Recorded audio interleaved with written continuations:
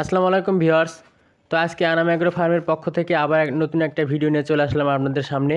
তো গত কয়েকদিন আগে মানে গত 28 দিন আগে আমি কয়েকটা হাঁসের ডিম দিয়ে দুইটা মুরগিকে কুচে বসাছিলাম।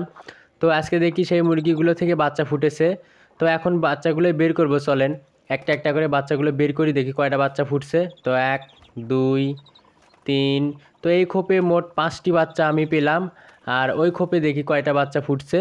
তো এই খোপে 1 2 3 4, তো এই খোপে মোট 4টি বাচ্চা পেলাম। তো 2 খোপ মিলে 9টা বাচ্চা পেলাম। তো এখানে দুইটা মুরগি মিলে আমি 18টা ডিম দিয়ে কুচে বসাইছিলাম।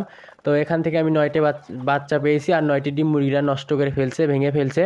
তো যাই হোক, সব কিছুর জন্য আলহামদুলিল্লাহ। এখন আমি চলে আসলাম আমার যে আগেকার হাঁসের বাচ্চাগুলো ছিল, বড় হাঁসের বাচ্চাগুলো, সেগুলোকে দেখার জন্য।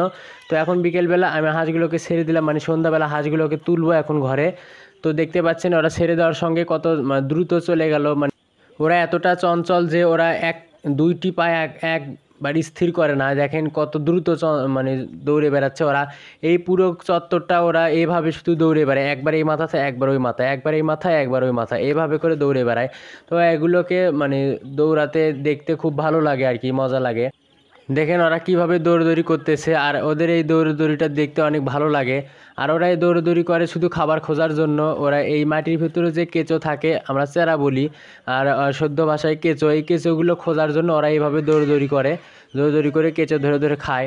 আর এখন আমি ওগুলোর সাথে পারতেছি না, যখন এগুলোকে খেদে খেদে নিয়ে আসতেছি এখন তোলার জন্য। তো এই তো নিয়ে আসলাম ওদেরকে। নিয়ে এসে এদেরকে একটা জায়গার ভেতরে তুলতে হবে, কোণার ভেতরে না তুললে এদেরকে ধরা যায় না। তো কোণার ভেতরে তুলে এদেরকে একটা একটা করে সবগুলোকে আমি ক্যারেটের ভেতর ভালো করে সুন্দরভাবে এদেরকে গুছিয়ে তুলে নেব। হয়তো একটু ফাঁকা ছিল, ওই দিক দিয়ে ওরা চলে গেলো, আবার ওদেরকে নিয়ে আসতে হবে, নিয়ে এসে এখন এদেরকে তুলতে হবে। তোলার পরে তারপরে এদেরকে ঘরে নিয়ে যাব। মাশাল্লাহ, দেখেন আমার হাঁসের বাচ্চাগুলো এখানে। তো সবগুলোকে ভাগ ভাগ করে রাখি, কারণ একসাথে রাখলে একটার উপর আরেকটা উঠে খুঁজে তারপরে মরে যায় আর কি, তাই আলাদা আলাদা করে রাখতে হয়। তো আর এই তো দেখতে পাচ্ছেন আমি রাত্রে কোথায় রাখি। তো রাত্রে আমার ঘরের সামনে এইভাবে ওদেরকে ক্যারেটের ওপর একটার উপর আরেকটা ক্যারেট এইভাবে সাজিয়ে সাজিয়ে রাখি।